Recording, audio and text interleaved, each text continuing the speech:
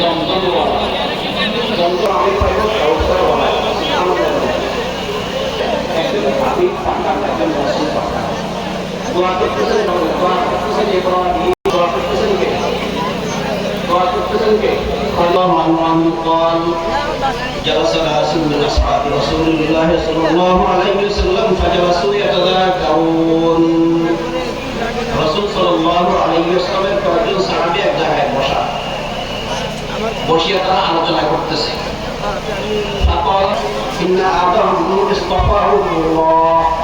بعضهم موسى كريم الله قال بعضهم عيسى روح الله ঈসা রূহুল্লাহ মুসা নাজিউল্লাহ তারা নিজেরা আলোচনা করতেছে রাসূলের সাহাবায়ে কেরাম নিজেরা কি করে আলোচনা করে